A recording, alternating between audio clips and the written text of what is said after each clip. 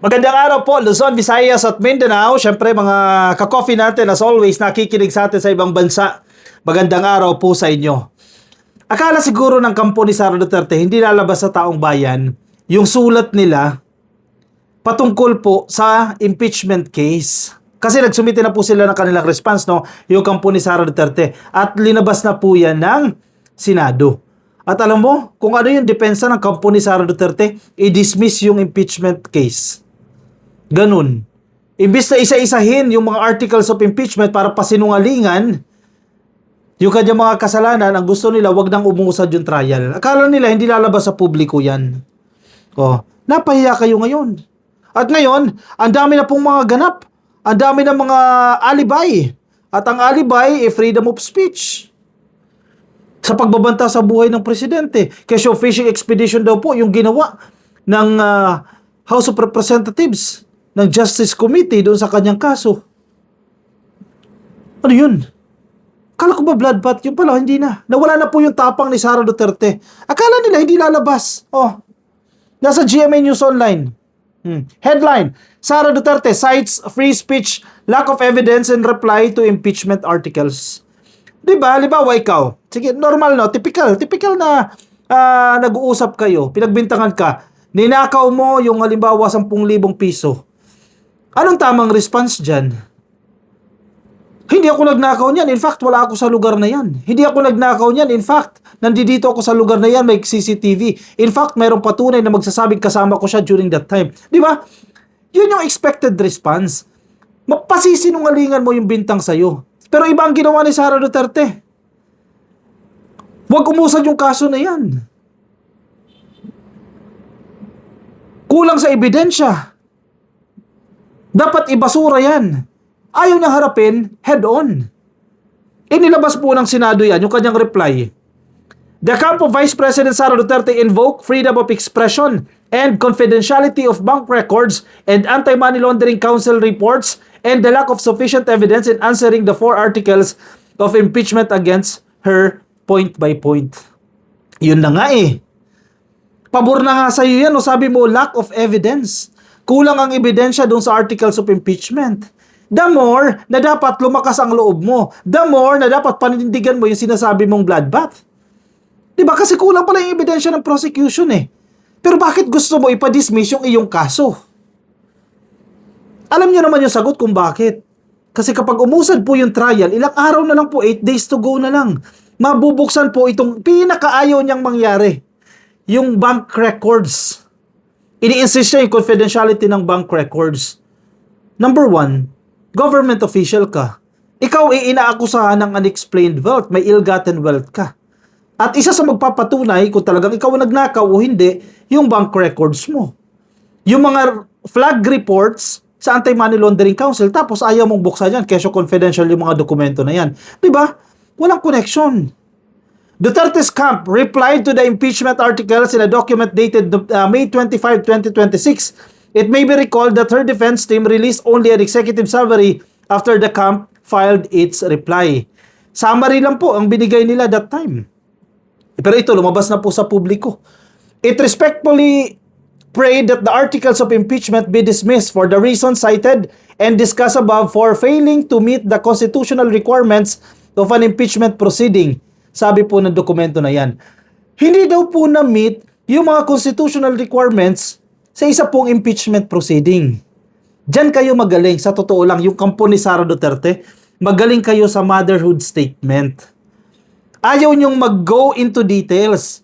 Ayaw nyong mag-delve into details. Kesyo daw may nalabag na constitutional requirements, dapat hindi legal yan, o unconstitutional yan. Technicalities ba? Yan lagi ang hilig nila. Technicalities, ayaw nyong isa-isahin yung mga bintang sa inyo. Alam mo kung bakit hindi nila maisa-isa yan? Guilty eh.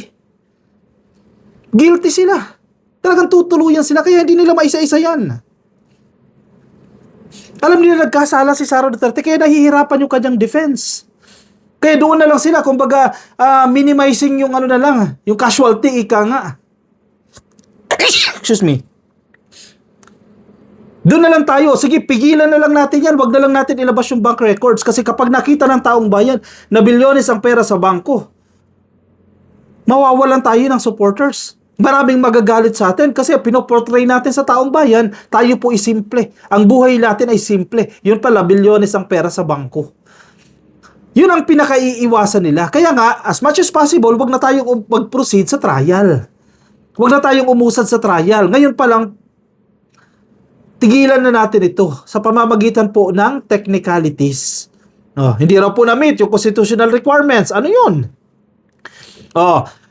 Apat yun, di ba? Yung isa, yung assassination plot. Double standard talaga itong mga dilis eh. Sabi nila, freedom of speech. Karapatan ko lang magsalita. Kasi guaranteed ng ating konstitusyon yan. Yung sinabi niya na kami nakausap na siyang assassin, papatsugin niya si Marcos, si First Lady at si Martin Romualdez, yan daw po ay freedom of speech. Hindi niya alam, abogado siya, na may limitasyon po yung freedom of speech na sinasabi niya. At hindi mo ba alam, yung ginawa ng tatay mo, ng presidente pa ang tatay mo, walang warrant of arrest, yung tao na nagbiro lang, I remember sa Twitter ata yan, tapos pinaaresto ninyo. Kahanapin ko yun. Tapos, ngayon, i-insist ninyo yung freedom of speech ninyo. Double standard, selective justice. Kayo pwede nyong gawin, ganun ba yun? Kapag nabulilyasok na kayo, mag-i-insist kayo ng freedom of speech. Ganyan din yung mga DDS vloggers sa totoo lang Hala, sige, birada, kung ano-anong paninira sa gobyerno, kung ano-anong paninira sa administrasyon. Kapag nahuli na, nabulilyaso na, hindi, freedom of speech lang yan. Karapatan namin magsalita. Yung grupo nila, Lorraine Baduy, yan yun ito. Inaresto nyo si Ronel Mas, May 2022. Okay, talagang double standard kayo Hinuli po ng NBI ng walang warrant si Ronel Mas, 25 years old po na public school teacher dyan po sa Zambales dahil sa isang biro sa Twitter. Biro sa Twitter. Pero hinuli ninyo. Freedom of speech yun na sinasabi ninyo. Magkakaiba ata tayo ng definition ng freedom of speech. Sa post ni Ronel Mas na magbibigay umano siya ng 50 milyong pabuya sa sino mang makakatsugi kay Rodrigo Duterte dahil sa matinding hirap noong pandemya. Mga DDS, freedom of speech pa yan? Hinuli nyo yung tao. Guro, hinuli ninyo. Tapos ngayon, pinagbantaan yung buhay ng presidente, i-insist nyo, freedom of speech pa rin yan.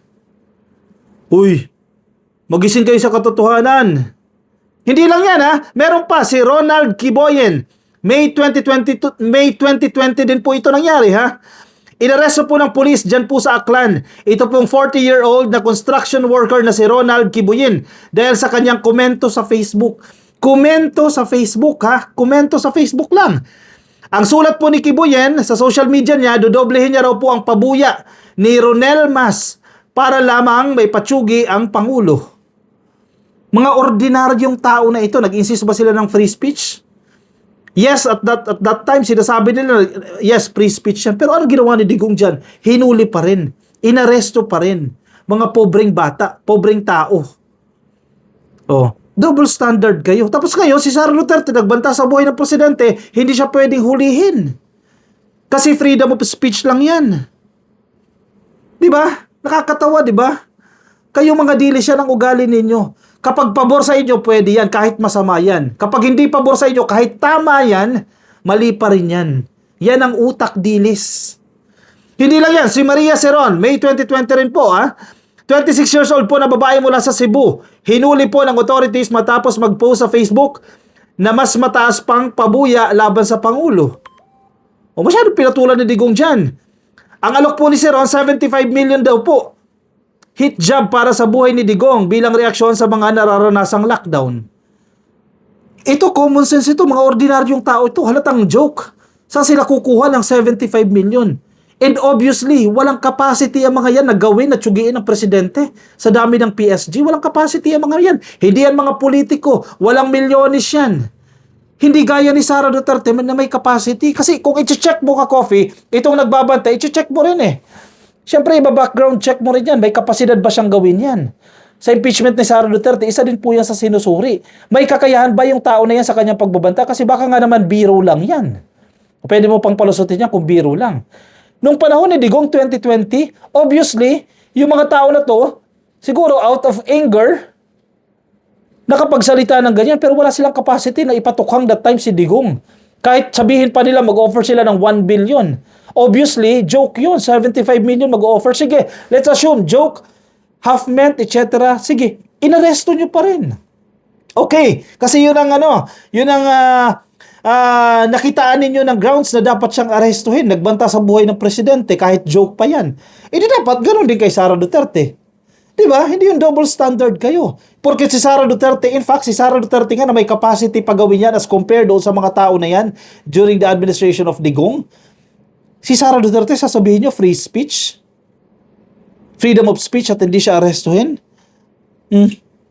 Ano yun? Double standard kayo mga DDS, mga utak nyo talaga. Gawin nyo, ganito na lang gawin nyo, kayo mga dilis, no? Kasi gusto nyo, ipatigil yung impeachment trial, ipadismiss. Kesyo fishing expedition ang naganap. Antayin nyo sa July 6. Galingan ninyo yung defense, yung mga lawyers. Galingan ninyo, patunayan ninyo na walang kasalanan si Sara Duterte. Pasinungalingan ninyo yung sasabihin ng defense. Yun lang yun eh. At kumbinsihin nyo yung mga DDS na dapat kayong suportahan hanggang sa dulo. Kasi marami pong DDS kumakalas na sa inyo. Lalo na kapag nakita talaga yung bank account, napakaraming pera nitong mga Duterte. Saan galing yan?